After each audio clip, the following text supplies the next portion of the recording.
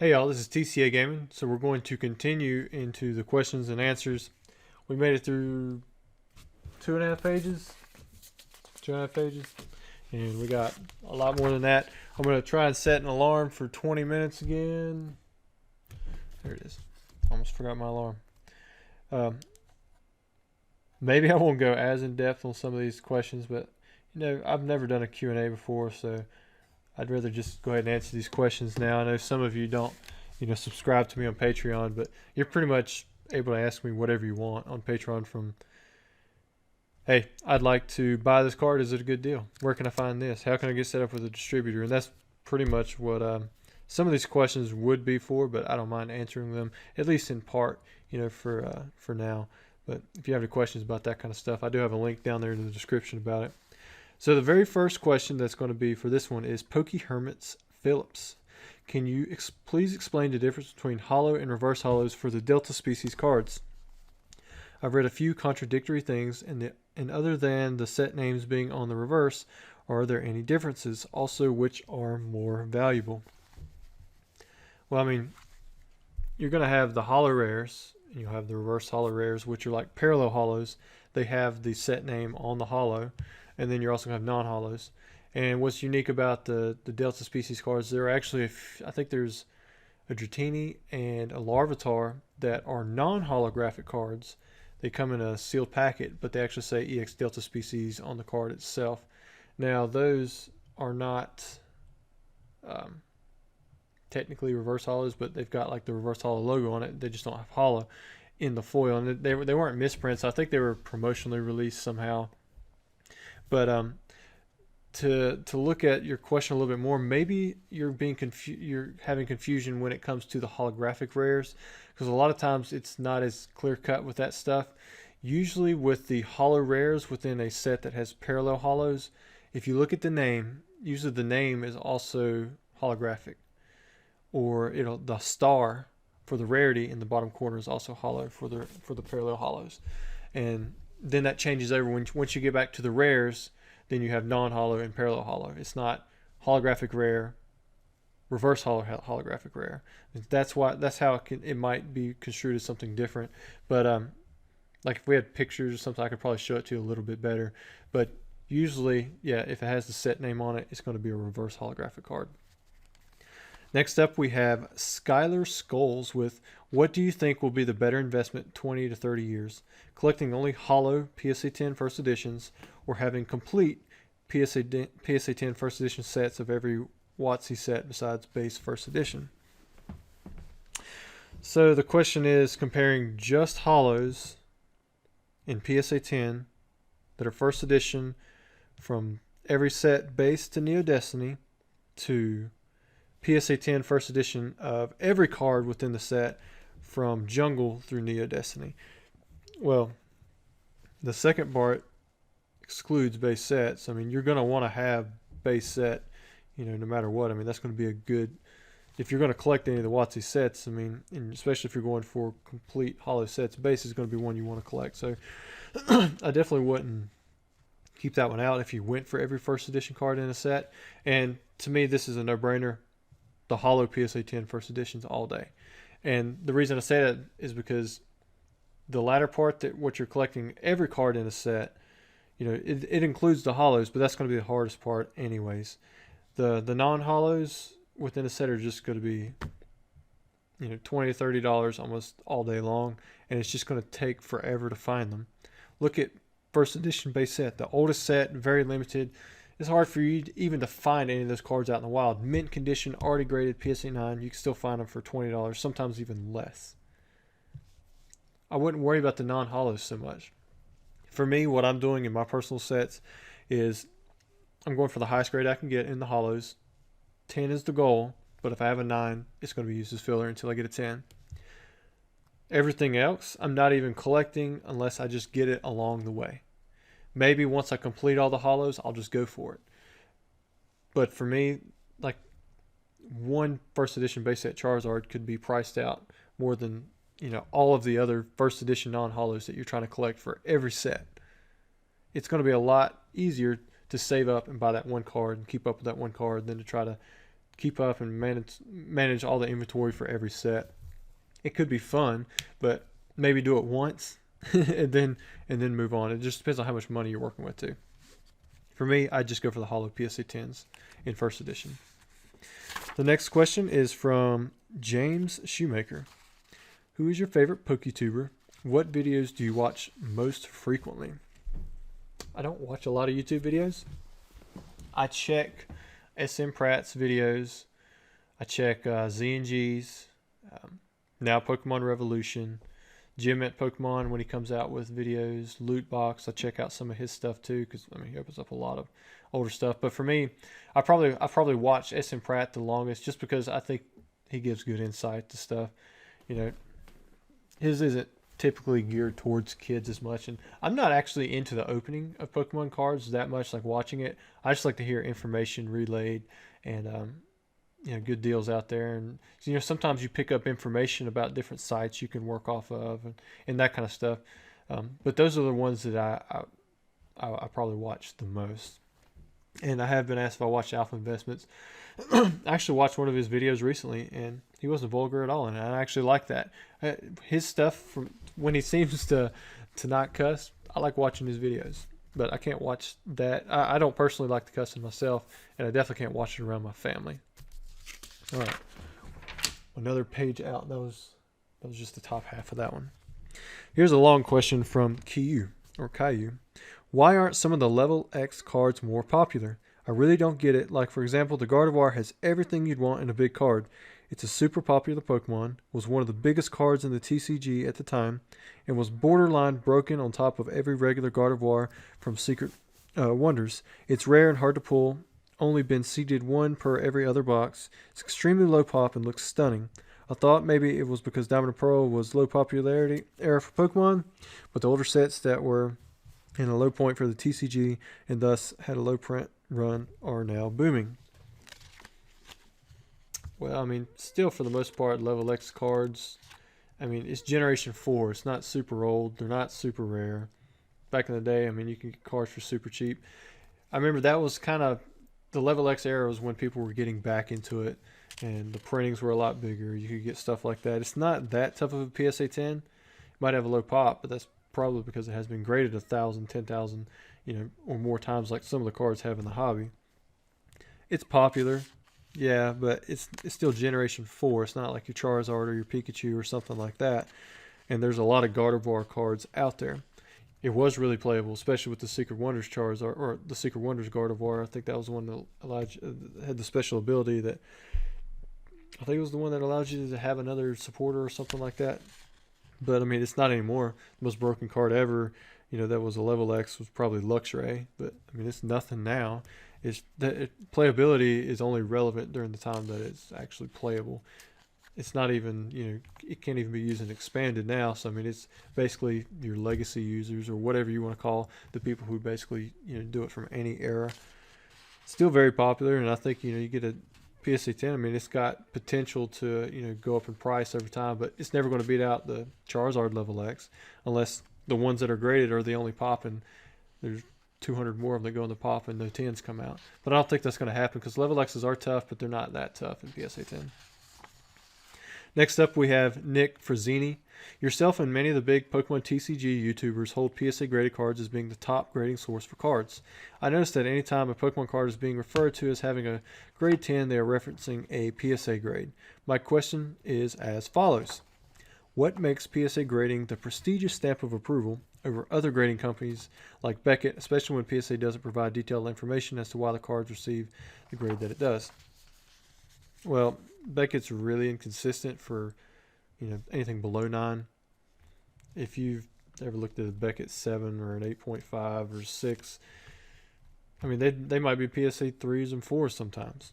An 8, I like I said, I recently graded Clefable 8.5.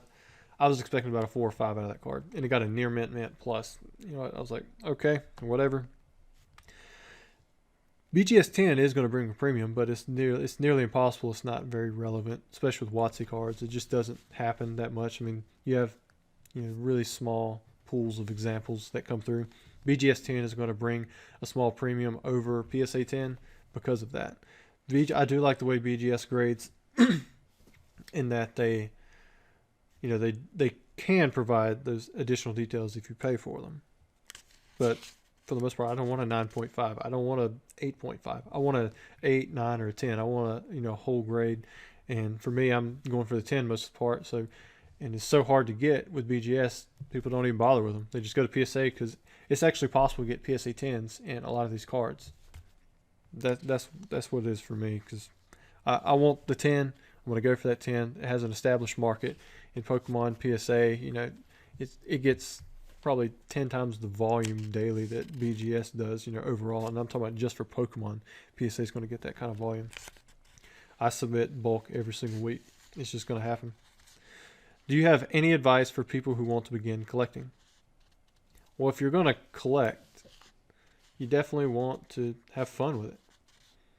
I know you've probably heard 1,000 times, collect what you like, and you know what, there is some merit to it. If you're actually collecting, if you don't like it, you're probably not going to keep it. You're just going to sell it. And if you're going to sell it that much faster, it's not going to have time to mature in value. Personally, I'd go for the older stuff, because then you're collecting and investing at the same time. If you're just collecting and you're not worried about the money return on it and the investment part of it, then yeah, go for what you like, have fun with it, because you're going to get value from that as well. But if you're miserable with it, I don't think your collection is going to turn into an investment. So you need to have fun with it. Dag asks, that last one was Baller Catfish 34. Next one from Dag. How do you feel about Pokemon Company always including the fan favorites? I realize it's reasonable from an economic standpoint to make Charizard the rarest of every set, but personally I feel like it gets a bit boring. If you got to choose, what Pokemon would you have as the most rare card in the next set? I enjoy seeing something like a Gengar or Nidoking. To me, it does make sense for Pokemon to make Charizard super rare in every set and every other collection box, because it spurs sales. That's what they're in this for. They're in it to make money. If they weren't making money, then they can't continue to produce the cards. So catering to what people are going to buy does make sense, and it makes sense for us as collectors too. But they do throw in other stuff, along the way. They did a really good job, I think, of Sun and Moon going through and making sure a lot of popular Pokemon got prints. I wish they dropped this whole Kadabra thing and bring him back with a nice, really cool Alakazam card. I always liked Dragonite, something uber rare with it, but it didn't really work out with the hyper rares and putting them in collection boxes and that kind of stuff. For me, I just want something more exclusive that you could potentially purchase, but it's limited to 1,000 or 10,000 copies. It's not something that you could buy, for the next 2 years. It's something you could buy for a week. So for me, it's not so much about the exact Pokemon card that it would be, but the fact that it would be truly semi-exclusive at least. Next up from Looney. I heard you mention church previously. How do you stay faithful and not fall off religion? Second question. I don't watch every video, so you've mentioned before. Sorry, but do you have a job outside of your online work? It's something that you have to work at every day. Faith isn't about being perfect. It's about trying to do your best and to trust, in Jesus Christ. I'm not perfect. Those of you who've done business with me know I've made mistakes here and there, but I try to make up for it and try to be as real as possible. On the second question, I do not have a job outside of my online work. I've got several different avenues of revenue that just come through, but I kind of go more into in depth to something like that on Patreon. Like I talk about how I make money even through Patreon itself, but I use Troll and Toad. They sell cards for me and I get a check from them. You've got EPN, which is the eBay partner network. I make money from basically advertising to send people to eBay. I make money through YouTube. I don't make a lot through either one of those last two. Selling on eBay is my main money maker. Well, now it's actually technically personal invoices that I send out for people who request items. I do make some money through my website and a little bit of advertising there, like $1 or $2 a day, but the website itself does generate good sales when I have product on there. There's different ways you can make money. It's hard to keep it all straight at times, but I don't have a job outside of what I do for Pokemon. Basically, what you see behind me, that's my job. From White Coyote 5.0. Same thing is asked as Tim Pratt. What do you think will happen to Pokemon if they ever started selling singles like Magic is about to start doing? I'm not completely sure on this. I think what you're asking, because I've only heard a little bit about it, is where the Magic is basically selling cards direct to consumer. If I'm correct in thinking that, and again, sorry for these flies, guys. Man, if I had a fly swatter, I'd be swinging at them. But if they were bees, it'd be easy to get. But these little things, I start smacking at stuff, and I hit computers. But if Pokemon ever started selling singles directly to the consumer, I don't know I don't think Pokemon will ever do that, just because it's that much work. It's hard enough to get in contact with them through a distributor. I mean, I've never been able to personally speak to Pokemon other than when their lawyers contacted me about using the Charizard Authority as my business name, because Charizard was a trademark, or is a trademarked word, and I couldn't do that. But I mean, I've tried relaying information to them about first editions and limiting prints and stuff through my distributors, and it just doesn't happen. So I don't know if they would ever actually go down that avenue. They don't advertise heavily for their own website where they sell product. So if they did, I think it's going to be a lot of work for them. I don't know if it'd be a good thing or not. Maybe if they had the first edition print, already in place, but I don't see that happening. So next question, there's nothing at the bottom there, from John. What would be a better investment, PSA graded cards or sealed product? I know what I as a collector would rather have, but from a monetary standpoint, I'm just curious what would be a better investment for the future. But that's way too wide for me to say one or the other. What PSA graded card? What sealed product? Are you talking about a Steam Siege booster box? Or are you talking about a base first edition box? I mean, you've got a $70 investment there versus a $70,000 investment. One sucks, one doesn't. So, I mean, how much money are you working with? What PSA graded cards? It's the same kind of deal. Are you talking about a PSA 9 Weavile GX that might be worth $15? Or are you talking about investing $40,000 in a PSA 10 first edition Charizard? One of them sucks and one of them's okay. You really got to look at how much money are you looking to spend, and then what PSA graded card, what sealed product. And that'd be something that I could work with you on Patreon. You got to be more specific when you're investing. You have to be very targeted if you're going to go, with a very limited budget and not buy on a consistent basis. But there's no way for me to answer that, definitively just PSA graded cards or just sealed product. You can make money investing in either one exclusively or, both of them. It just depends on what you're buying. Now from RL, what do you do? How do you spend so much money with these cards? I think money is not an issue to you. You know what? I bet a lot of you make more money than me in a year. Technically, we're still in the poverty line. But what I do is I move a lot of product. I bring product in and I push it back out. Certain things I keep or that I have kept because they were nothing when I got them. So this is what I do. I sell Pokemon cards. We move, we buy and sell this stuff. If you look behind me, I mean, I don't know if you can see those white boxes back there, but those have 6,500 cards in them. Those ones up top, those are PSA graded cards. It started out really, really small for me. Like I had basically, nothing. It was just the original sets, less than $100 worth in them. And I slowly collected the things that I liked, and it grew and grew and grew. I mean, it's taken 11 years to get to this point of constantly buying and selling. And when I got out of college, I basically threw away my degree when I said, hey, I'm going to pursue this full time. That was in 2012. I mean, I didn't have all this. I mean, even back then, you could get a PSA 9 Charizard first edition, $300, something like that. And, I just went for it. And now it's grew to where, I might have a $10,000 item that I can sell for $11,000. So there's not a lot of profit. Just spat at the camera.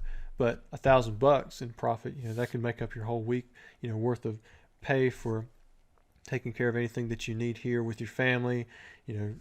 I don't invest in, or I don't have any rent that I have to pay. I invested in buying a house outright. It's a mobile home. We bought it for $35,000. It was a foreclosure. I'm going to dismiss that. It was a foreclosure, and I chose to work on it myself. We have 2.5 acres of land. Like I said, everything was $35,000. I mean, it wasn't hardly anything compared to what people normally buy at around here, which is about a $150,000 house. And from what I understand, and when you live in bigger cities and places, I mean, those same houses could be $350,000, $500,000, which is just crazy around here. I mean, you could own, a quarter of a county for that kind of price. But I mean, I have well water. I don't have fast internet. I don't really have anything out here, service, garbage pickup, any of that kind of stuff. We live, almost off the grid if we wanted to just disconnect our power and run it off of our generators. I mean, it wouldn't be too hard to do something like that. So, I mean, you say right here, I think money is not an issue for you. I think it's not an issue because we don't let it be an issue. We're not a slave to debt. Paid off all my wife's school loans. She actually owed more to NC State for a degree that she never used than we paid for our entire house. I don't have any school loans myself. I had either scholarships or grants to cover me most of my way through college. We own our vehicles outright. We own all these things because we've chosen not to go into debt for them. So yeah, it's not an issue because we don't really need money that much. We don't have our biggest bills are what we eat, and still it's not that expensive around here. I mean, we eat Little Caesars pizzas 2 or 3 times in a week, and that's $5 for a meal, or $10 if we want to splurge and get some crazy bread along with it. We don't spend a ton of money. We might every now and then if we want to go on a vacation or something, but even still, if we spend $1,000 on where we're staying at for a vacation, that's pushing it. So I'll move on to that one. I think I kind of went off of the train off the train tracks a little bit there, but I buy and sell Pokemon cards at pretty high volume and have a meager living style that doesn't need a whole lot of money to live off of. I think that fly just went right in front of that camera. I'm sorry about these flies, guys. So next up, we have Gavin88. At what point did you realize you could buy and sell Pokemon cards for a living? Also, what's your favorite part about Pokemon cards as a whole? So we'll end with this question from Gavin. So I realized that I thought I could pursue it when I sold a PSA 9 First Edition Ninetales for $90. And then again when I sold a Gengar EX from Fire Red Leaf Green for $17. Both of these two examples stand out in my mind because I remember looking at it. I had bought the Fire Red Leaf Green Hollows for $100. It was all the EX ones, and I think I sent the Charizard EX off to be graded to hopefully get a PSA 10. It got a 9. I sold that for $125, and I'm like, wow, the rest of this is profit. And with the Ninetales, I sold it for $90, and at that time that was big money, especially for any Pokemon card. And I was thinking to myself, if I could make $100 a day, I could make a living off of this, because the way I'd ran it out in my head, all I needed really was $800 a month cleared, and I could live by myself on my own, and then I could just, I'd be fine. Roughly $400-500 for rent, and then another $200-300 to cover utilities, water, and maybe some ramen noodles to eat. And that's all I needed. So at $90 for a card, I'm like, wow, you're looking at a couple $1,000s in a month that I could make if I could do, just one of these sales a day. So that was one that stuck out to me. Like I said, I know some of you may live in places where the cost of living is crazy high. And you know what? It's a completely different world, in those kinds of places. And I'm not saying that's a bad thing or a good thing, because you usually get paid a whole lot better for your job and you have access to a lot of other things. And we don't have the same access here to a lot of those same privileges. But for us, for where I'm at, the cost of living isn't that high. And like I said, I live in a trailer. I mean, I'm completely fine with it. I have no problem with it, other than when I go to try to work on it, they put studs 2 foot, on center instead of 16 inches. So that messes up a lot of stuff that you try to normally work with, like TV mounts and different things like that. And the studs are 2x3s instead of 2x4s. So hopefully some bear doesn't come try running through our wall or whatever. Although I've wanted to wrestle a bear before, I want to get past them, their jaws, and they're clamping down. But also, what is your favorite Pokemon about Pokemon cards as a whole? So for the second part of that question, I like the flexibility of my schedule from selling Pokemon cards. I'm with my wife a lot. I'm with my kids.